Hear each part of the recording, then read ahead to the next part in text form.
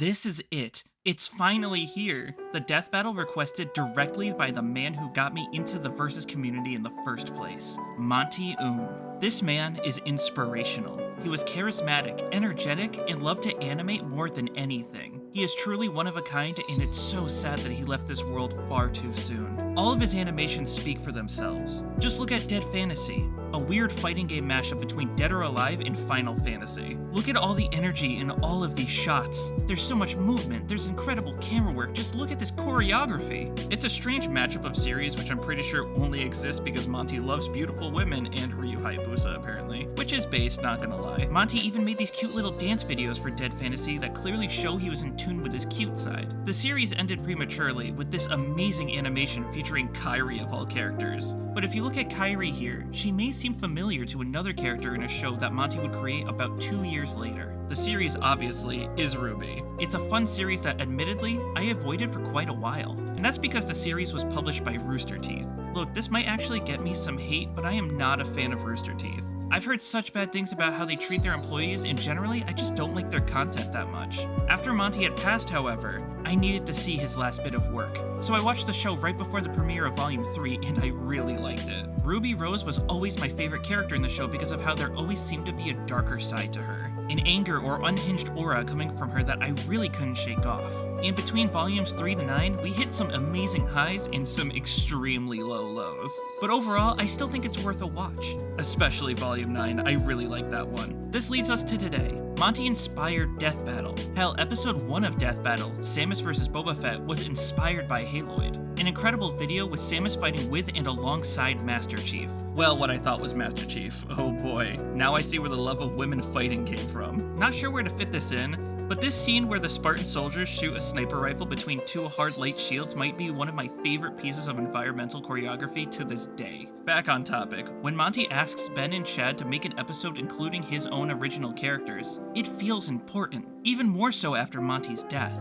The weight of making that episode good is more heavy every single year that passes. We've seen Ruby death battles air, Weiss vs. Mitsuru, Yang vs. Tifa, and Blake vs. Mikasa, but they have never taken on Ruby vs. Maka because they know it needs to be perfect. Not for us the viewers, but for themselves. They have their own standards, and the fact that they now think they are ready for this undertaking is phenomenal news. Now let's actually talk about the matchup itself since it is the main focus of this video. Ruby and Maka are two characters that I love dearly, both being my favorite characters in their respective shows. Ruby and Maka are both characters who have had a lot of burden put onto their shoulders. Ruby bears the weight of a lot of unfortunate events. She's the happy-go-lucky leader of Team Ruby, always trying to act positive even when things are so negative. She witnessed her friends die, she watches as her sister becomes distant, and she refuses to let her emotions be shown. Even when she blames everything bad on herself, she never lets any of her insecurities leak out to her friends and family. That is until she reaches a boiling point, where she feels more alone than ever, and starts pushing everyone around her away. She finally learns to accept who she is as a person after essentially ending her own life,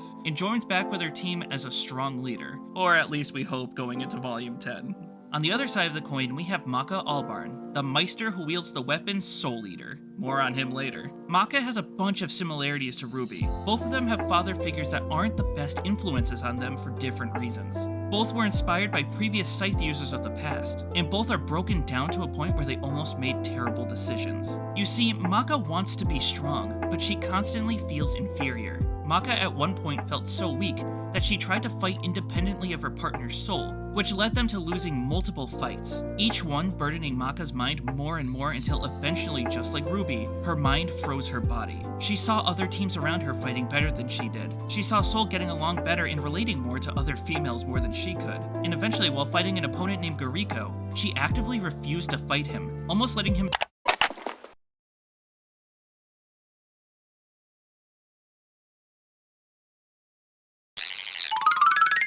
before Soul snapped her back into her senses and she rejoined the fight. Just like Ruby, Maka had to learn to fully accept herself and her partner's soul in order to become the best person and Meister she could be, and finally conquer the insecurities deep within her. The idea of losing yourself to your own mind is something I can empathize with, and these two characters cover this idea in a very interesting way. I'm not sure if this was intentional on Ruby's end, but I love how much these characters parallel each other's stories, as well as the potential in these two actually fighting each other. That's right, you thought the predictions were gone, but this is a prediction hidden within an analysis video. Let's go.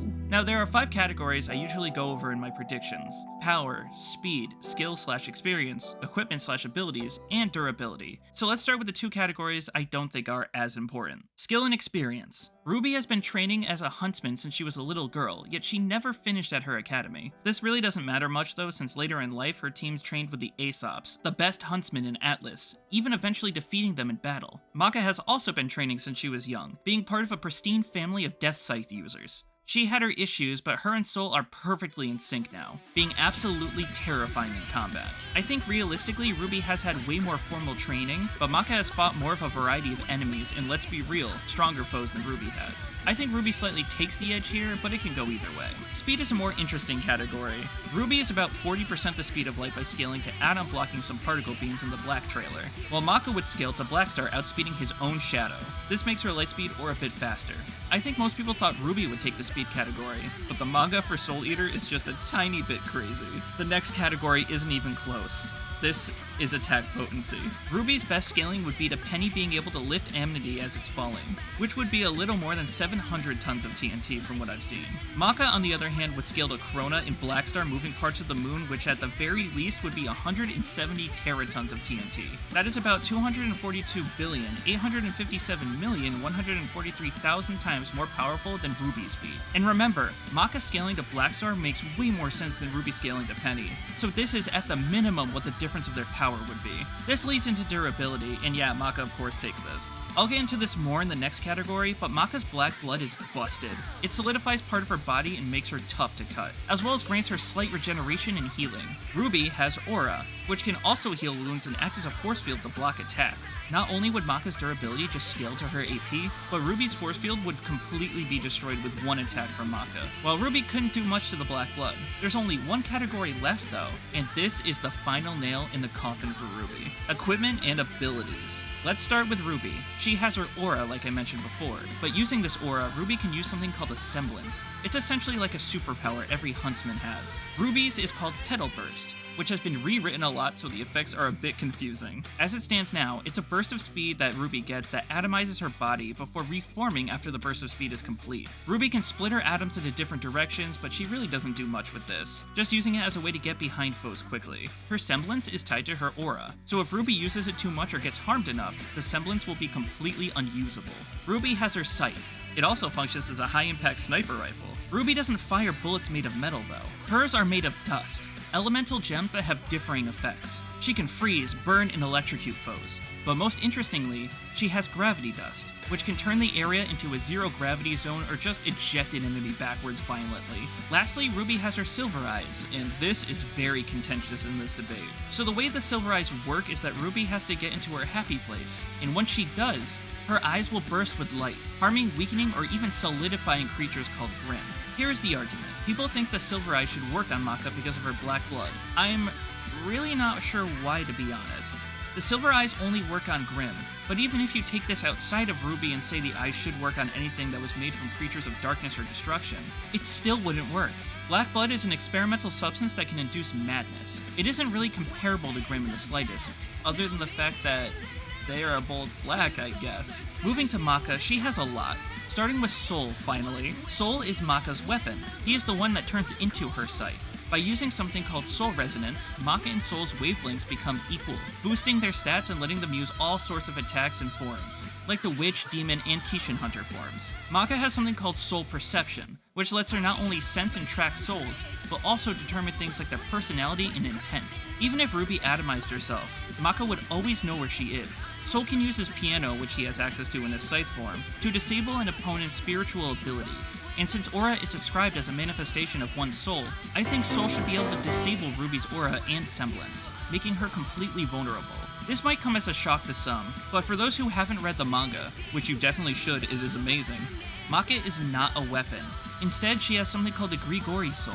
This is a special soul that can grant Maka flight with wings and a halo for design purposes only. By combining her soul abilities with Maka's black blood, she can enter her final form, the Black Blood Dress. With this, Maka can fly, has black blood coating her entire body for extra defense, and gives Soul enhanced abilities, like having the blade of the scythe resemble piano pieces, with Soul being able to fire out energy by pressing said keys. Ruby loses in pretty much every category except maybe skill, and that's okay. Not every matchup has to be debatable, although I find it funny that the last two matchups I've been really into have been stomps. I hope people see this past its debate and see why this matchup means so much to me. Two characters who I love dearly, paying homage to Monty a man who I've looked up to a lot. If done right, this will be my favorite episode of Death Battle. And just looking at what we've seen so far, I say we're well on our way to a good time. I can't wait for this episode's release, and I hope you're all as excited as I am. Ruby loses, and that's okay. So just be ready for an episode that will blow your mind in every other aspect. I can't wait to see you all on Sunday for my reaction.